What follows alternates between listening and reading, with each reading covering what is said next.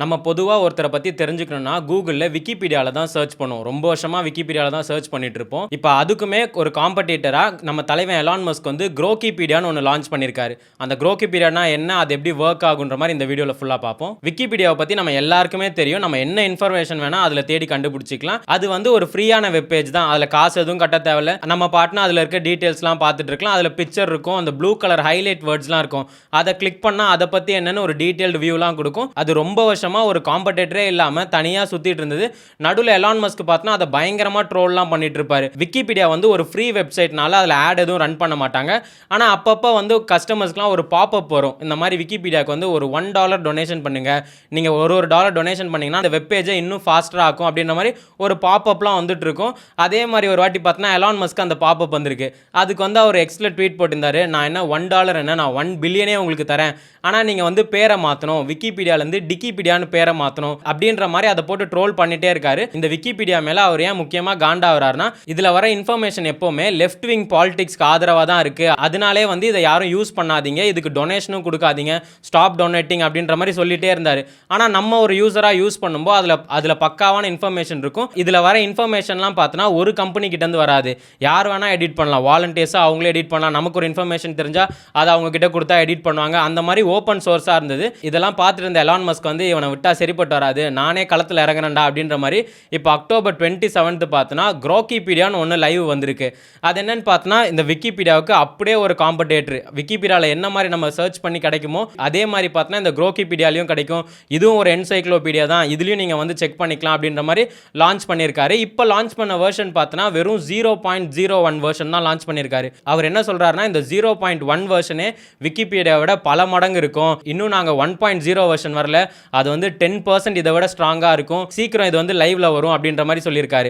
இப்போ அந்த web page பார்த்தோன்னா எல்லாருக்குமே ஃப்ரீயாக யூஸ் பண்ணிக்கலாம். ஆனால் வந்து ஆப் மாதிரிலாம் எதுவும் விடலை. இதுவும் நார்மல் ஒரு வெப் பேஜ் மாதிரி தான், ஃப்ரீனால நம்ம கூகுளில் போய் சர்ச் பண்ணி பார்த்துக்கலாம். இப்போ வரைக்குமே குரோக்கிபீடியாவில் பார்த்தோன்னா ஒரு 8,85,279 ஆர்டிக்கல் வந்து ஆட் பண்ணியிருக்கோம். இன்னும் நீங்கள் நிறைய சர்ச் பண்ண புது ஆர்டிகல்ஸ்லாம் ஆட் ஆகும் அப்படின்ற மாதிரி சொல்கிறாரு. ஆனால் இங்கே என்ன பிரச்சனைனா, இதில் வெறும் பேராகிராஃப்ஸ் மட்டும்தான் வருது. நமக்கு வந்து ஃபோட்டோஸ் அந்த மாதிரிலாம் எதுவுமே இல்லை. நார்மலாக ஒரு டாக்குமெண்ட் படிக்கிற மாதிரி இருக்குது குரோக்கிபீடியாவில். இந்த குரோக்கிபீடியா வந்து மண்டே தான் லான்ச் ஆச்சு. இதில் 8 லட்சம் ஆர்டிகல் கிட்ட இருக்குது. இதையும் விக்கிபீடியாவும் கம்பேர் பண்ணால் விக்கிபீடியாவில் வந்து 7 மில்லியன் ஆர்டிகல் கிட்ட இருக்குது. இந்த குரோக்கிபீடியா வந்து முழுக்க XAIல வந்து இயங்கிட்டு இருக்கு. விக்கிபீடியா பொறுத்த வரைக்கும் ஃபுல்லாமே எல்லாமே ஹியூமன்ஸ் எழுதின விஷயம். என்னதான் இவங்க விக்கிபீடியாவுக்கு காம்படிஷனாக வந்து குரோக்கிபீடியா எடுத்துகிட்டு வரேன்னு சொன்னால் கூட குரோக்கிபீடியாவில் இருக்க ஆர்டிக்கல்லாம் வந்து விக்கிபீடியாவிலேருந்து தான் எடுக்குது. அது எலான் மாஸ்க் கிட்டே கேட்டிருக்காங்க, என்னங்க புதுசாக காம்படிட்டர் நீங்கள் அதுலேருந்து ஆர்டிக்கல் எடுத்திருக்கீங்க அப்படின்ற மாதிரி கேட்டதுக்கு, இந்த ஒரு வருஷத்துக்குள்ளே நாங்கள் அந்த விக்கிபீடியாவிலேருந்து ஆர்டிக்கல் எடுக்கிறது வந்து ஸ்டாப் ஆகிடும், ஃபுல்லாக வந்து இந்த குரோக்கிபீடியாலே ஆர்டிகல்ஸ்லாம் வர மாதிரி நாங்கள் பண்ணிடுவோம் அப்படின்ற மாதிரி சொல்கிறாங்க. இப்போ விக்கிபீடியா பொறுத்த வரைக்கும் நம்ம போய் மாடிஃபை பண்ணலாம், அந்த மாதிரி சேஞ்சஸ்லாம் கொண்டு வரலாம். இதுலேயும் அந்த மாதிரி பண்ணலாம். இப்போ நம்ம குரோக்கிபீடியாவில் வந்து தப்பாக இருக்குது, இதை மாடிஃபை பண்ணுன்னு சொன்னால் ஏஐ வந்து செக் பண்ணுமா, நம்ம சொல்கிற இன்ஃபர்மேஷன் கரெக்டாக இருந்தால் மாடிஃபை பண்ணிக்குமா, அப்படி இல்லைனா எதுக்காக நாங்கள் இதை மாடிஃபை பண்ண மாட்டோம் அப்படின்ற மாதிரி அதை ஆன்சர் கொடுத்துரும் அப்படின்ற மாதிரி சொல்கிறாங்க. எலான் மாஸ்க் வந்து முக்கியமாக இந்த குரோக்கிபீடியா கொண்டு வந்தது வந்து இந்த இன்ஃபர்மேஷனை கண்ட்ரோல் பண்ணுறதுக்கு தான். உலகத்தில் இருக்க பெரிய ஆள் எல்லாருமே 2 விஷயத்துக்காக தான் போட்டி போட்டுட்டு இருக்காங்க. ஒன்று வந்து டேட்டா, இன்னொன்று இன்ஃபர்மேஷன் கண்ட்ரோல். இந்த எல்லாருமே பார்த்தா நம்ம விக்கிபீடியாவில் தான் சர்ச் பண்ணி இன்ஃபர்மேஷன்லாம் எடுத்துகிட்டு இருப்போம். அவங்க வந்து லெஃப்ட் விங் சாதகமாக இருக்கிறதுனால விக்கிபீடியா வந்து விக்கிமீடியான்னு ஒரு கம்பெனி தான் கண்ட்ரோல் பண்ணுது. அது வந்து என்ஜிஓ ஆர்கனைசேஷன் மாதிரி. அதில் இருக்க எல்லாருமே லெஃப்ட் விங் ஆதரவாளர்களாக இருக்காங்க. அதில் இருக்கிறது வந்து பயஸ்டாக இருக்குது, கரெக்டான ட்ரூத்லாம் இருக்காது அப்படின்ற மாதிரி தான் குரோக்கிபீடியா கொண்டு வராரு. இப்போ அதுக்கு முன்னாடி வந்து எக்ஸ் வாங்கினார். எக்ஸ் வந்து நம்ம யூஸ் பண்ணுறதில்ல, நம்ம ஃப்ரெண்ட்ஸ் எவனுமே யூஸ் பண்ணுறதில்ல. யார் தான்டா யூஸ் பண்ணுறீங்கன்னு பார்த்தா அது வந்து ஒரு பொலிட்டிக்கல் நரேஷன் செட் பண்ணுறதுக்கு தான் யூஸ் பண்ணுறாங்க. எக்ஸை வந்து மோஸ்ட்லி வந்து இந்த பொலிட்டிஷியனு, நியூஸ் சேனல்ஸ், ஆர்கனைசேஷனு அவங்க இன்ஃபர்மேஷன் கொடுக்க தான் யூஸ் பண்ணிட்டு இருக்காங்க. அந்த எக்ஸே வந்து ஒரு நெரேட்டிவ் செட் பண்ணுது, இந்த மாதிரி தான் மக்கள் இது பண்ணுறாங்கன்னு. அதுக்காக தான் அவர் அது வாங்கினது. இந்த உலகத்தில் இருக்க பெரிய ஆள் எல்லாம் போட்டி போடுறதே பார்த்தா அந்த டேட்டாவை கண்ட்ரோல் பண்ணுறது, நம்ம ஒரு நெரேட்டிவ் செட் பண்ணி அதை பொலிட்டிக்கலாக யூஸ் பண்ணுறதுக்கு தான் எல்லாமே பண்ணிட்டு இருக்காங்க. அதே மாதிரி எலான் மஸ்க் குரோக்கிபீடியாவோட கோலே எதுக்கு லான்ச் பண்ண சொன்னார்னா, is the truth, the whole truth, nothing but the truth. மக்கள் வந்து வந்து ட்ரூத்தை தெரிஞ்சுக்கணும், அதுக்காக தான் இதை லான்ச் பண்ணியிருக்கேன் அப்படின்ற மாதிரி சொல்கிறாரு.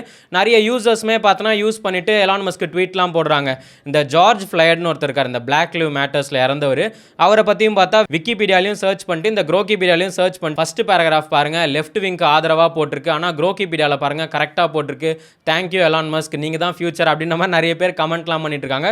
அதையும் அவர் ரீஷேர்லாம் பண்ணிட்டு இருக்காரு. இப்போ யூசர்ஸ் எல்லாம் ஒரு கம்பேரிசனே போட ஆரம்பிச்சிட்டாங்க, விக்கிபீடியா வெர்சஸ் க்ரோகிபீடியான்னு. கண்டென்ட் கிரியேஷனில் என்ன சொல்கிறாங்கன்னா, விக்கிபீடியா வந்து ஒரு ஹியூமன் கிரியேட் பண்ணுற கண்டென்ட்டாக இருக்கும், அதை நம்ம எடிட் பண்ணலாம், வெரிஃபை பண்ணலாம். அதே க்ரோகிபீடியா பார்த்தோன்னா ஒரு ஏஐ, அது வந்து க்ரோக் ஏஐலேருந்து இன்ஃபர்மேஷனை கொண்டு வந்து கொடுக்கும். அது மட்டும் இல்லாமல் ஹியூமனோட ரிவ்யூஸ்லாம் கூட ஆப்ஷனலாக மட்டும் தான் வச்சிருக்காங்க. ரெண்டாவது வந்து ட்ரஸ்ட் அண்ட் டிரான்ஸ்பரன்சி. விக்கிபீடியாவில் பார்த்தோன்னா டிரான்ஸ்பரன்சியாக இருக்கும், நம்ம டீட்டெயில்ஸ்லாம் எந்த பிரச்சனையும் இருக்காது.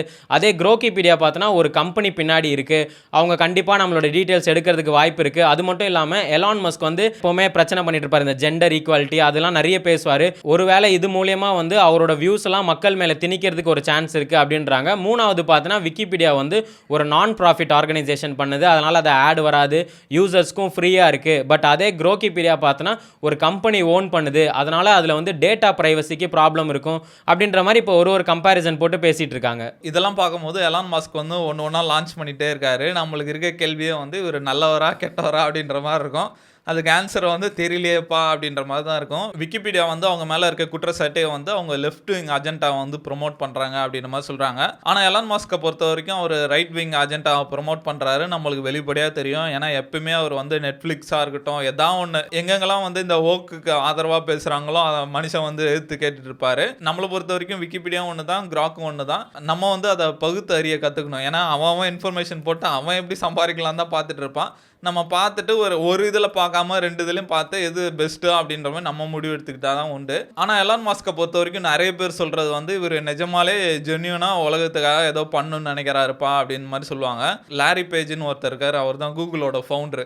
அவர் ரீசெண்டாக சொல்லியிருக்காரு, நான் செத்ததுக்கப்புறம் என் சொத்தெல்லாம் வந்து சேரிட்டி கொடுத்துடாதீங்க, எலான் மஸ்க் கொடுத்துருங்க, அவர் ஏதோ மனுஷங்களுக்காக மார்ஸுக்கு போகிறேன், அது பண்ணுறேன் இது பண்ணுறேன்றாரு, அவருக்கு கொடுத்துருங்க அப்படின்ற மாதிரி சொல்லியிருக்காரு. அதே மாதிரி இன்னொரு விஷயம் சொல்லுவாங்க, எலான் மஸ்க் வந்து பில்கேட்ஸை மீட் பண்ணாராம். மீட் பண்ணும்போது என்னங்க டெஸ்லாவில் வந்து ஷார்ட் பண்ணுறீங்க அப்படின்ற மாதிரி கேள்விப்பட்டேன். ஷார்ட் பண்ணுறதுன்னா அதிக ரேட்டுக்கு விற்றுட்டு கீழே வந்தோடனே வாங்குவாங்க, அந்த மாதிரி ஷார்ட் செல்லிங் பண்ணுறீங்கன்னு கேள்விப்பட்டேன். ஆமாம் நான் பண்ணுறேன் அப்படின்ற மாதிரி பில்கேட்ஸ் சொன்னாராம். என்னங்க நீங்கள் வேக்சின் கண்டுபிடிக்கிறீங்க, நிறையா மக்களுக்காக ஹெல்ப் பண்ணுறீங்க, உங்களுக்கு பணம்லாம் மேட்ரு இல்லைன்னு நினச்சேன், ஆனால் நீங்கள் டெஸ்லாலே ஷார்ட் செல் பண்ணிருக்கீங்களே அப்படின்ற மாதிரி சொன்னோன்னே இவர் கோச்சிட்டு போயிட்டாராம். இந்த ஆள் வந்து ஜென்யூனாக இல்லைப்பா, அவன் காசுக்காக தான் பண்ணுறான் அப்படின்ற மாதிரி. ஆனால் எலான் மஸ்க் வந்து காசு பற்றிலாம் அவர் கவலை இல்லை, எதெல்லாம் மக்களுக்கு நல்லதுன்னு நினைக்கிறாரோ அதில் வந்து அவர் கண்ணை மூடிட்டு இன்வெஸ்ட் பண்ணுறாரு அப்படின்ற மாதிரி சொல்லிட்டு இருக்காங்க. சரி, க்ராகிபீடியாவில் அப்படி என்னதான்டா புதுசாக இருக்குன்னு பார்த்தா, ஆனால் க்ராக் யூஸ் பண்ணுற மாதிரி தான் இருக்குது. அதே மாதிரி தீம்லாம் இருக்குது, அந்த டார்க்கு சிஸ்டம் தீம்லாம் இருக்குது. சர்ச்சுமே பார்த்தோன்னா அதுக்குள்ளே போய் ஒரு கூகுள் சர்ச் பண்ணுற மாதிரி இருக்குது, சின்ன ஒரு சர்ச் பார் இருக்குது. பட் க்ராகிபீடியாவில் என்ன ப்ராப்ளமாக இருக்குன்னா, நான் வந்து சும்மா ரஜினிகாந்த்னு சர்ச் பண்ணேன். நம்ம ரஜினிகாந்த்னு போட்டு சர்ச் பண்ணாலே ரஜினிகாந்த்னு என்ன பேர்லாம் இருக்கோ அது மொத்தமும் வருது. ஃபஸ்ட்டு ரஜினிகாந்த் வருது, அத்தை லதா ரஜினிகாந்த், ஐஸ்வர்யா ரஜினிகாந்த், சௌந்தர்யா ரஜினிகாந்த், அன்புல ரஜினிகாந்த் அப்படின்ற மாதிரி ஒரு ரஜினிகாந்த்னு என்னென்ன டேர்ம்ஸ்லாம் இருக்கோ அது மொத்தமும் வருது. அதுக்கப்புறம் நம்ம செலக்ட் பண்ண வேண்டியதாக இருக்குது என்ன வேணும்னு. ஸோ செலக்ட் பண்ணதுக்கப்புறம் ரஜினிகாந்தை பற்றின டீட்டெயில்ஸ்லாம் வருது. சரின்னு விக்கிபீடியா போய் பார்த்தா அதே டீட்டெயில்ஸ் தான் இங்கேயும் கொஞ்சம் மேட்ச் ஆகிற மாதிரி இருக்குது. அங்கேருந்து கண்டென்ட் எடுத்து போட்டு இதை வந்து என் ஸ்டைலில் கிரியேட் பண்ணி கொடு அப்படின்னு நம்ம போட்டால் எப்படி இருக்குமோ அதே மாதிரி அங்கே ஃபஸ்ட் லைனில் எப்படி ஸ்டார்ட் ஆகுதோ அதே மாதிரி இருக்குது. பட் சின்ன சின்ன வேர்ட்ஸ்லாம் கரெக்ஷன் பண்ணி ஒரு ஃபார்மேட் மாதிரி இருக்குது. பட் என்ன ப்ராப்ளம்னா வந்து நம்ம விக்கிபீடியாவில் பார்க்கும்போது ஃபோட்டோஸ்லாம் இருக்கும். அட்லீஸ்ட் நம்ம யாரை பற்றி படிக்கிறோம்னாச்சும் ஒரு ஃபோட்டோ இருக்கும். இதில் ஒன்றுமே இல்லை, வெறும் அவங்கள பற்றி டீட்டெயில்ஸ் மட்டும்தான் இருக்குது. அதனால் எனக்கு என்னமோ கொஞ்சம் யூசர் ஃப்ரெண்ட்லியாக இல்லையோ அப்படின்ற மாதிரி ஃபீல் ஆச்சு. இந்த க்ராகிபீடியா வந்து வரது நல்ல விஷயம் தான் நினைக்கிறேன். ஏன்னா இருக்கிறதே ஒரே ஒரு பிளேயர் தான் விக்கிபீடியா. அவங்க மொனோபொலி மாதிரி ஆகிட்டு வராங்க. அது பின்னாடி அவங்க அவ்வளோ இன்ஃபர்மேஷன் கண்ட்ரோல் பண்ணுறாங்க, நம்ம என்ன தெரியணுன்ற அவங்க தான் முடிவு பண்ணுறாங்க. அது வந்து லெஃப்ட் விங்குக்கு சாதகமாக போகுது அப்படின்ற மாதிரி தொடர்ந்து இந்த ரைட் விங் சப்போர்ட்டர்ஸ்லாம் பிரச்சனை பண்ணிட்டு வராங்க.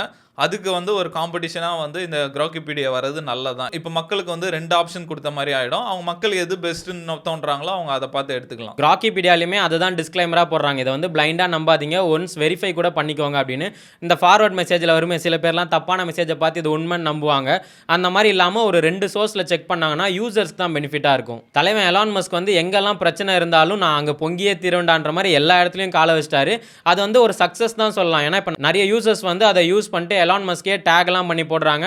அதுவும் அவர் ரிப்ளைலாம் பண்ணிட்டு இருக்காரு. இது வந்து இப்போ ஸ்டார்டிங் ஸ்டேஜ் வேற, வெர்ஷன் 0.01 தான் இருக்கு. அதுவே ஒரு சக்ஸஸ் தான். இன்னும் கொஞ்சம் யூசர்ஸ் யூஸ் பண்ண தான் இதில் வந்து எங்களால் ஆர்டிகல்ஸ் ஆட் பண்ண முடியும்னு சொல்லியிருக்காங்க. ஒன்ஸ் யூசர்ஸ்லாம் இதை நிறைய பேர் யூஸ் பண்ண ஆரம்பிச்சிட்டாங்கன்னா அவர் சொன்ன மாதிரி 1.0 வெர்ஷன் வந்துடும். அது இன்னும் அட்வான்ஸ்டாக இருக்கும். நமக்கு தான் ரொம்ப ஹெல்ப்ஃபுல்லாக இருக்கும். நீங்கள் எலான் மஸ்கோட கிராக்கிபீடியாவை பற்றி என்ன நினைக்கிறீங்க? நீங்கள் கிராக்கிபீடியா யூஸ் பண்ணுவீங்களா இல்லை விக்கிபீடியா யூஸ் பண்ணுவீங்களான்னு கமெண்ட்டில் சொல்லுங்கள்.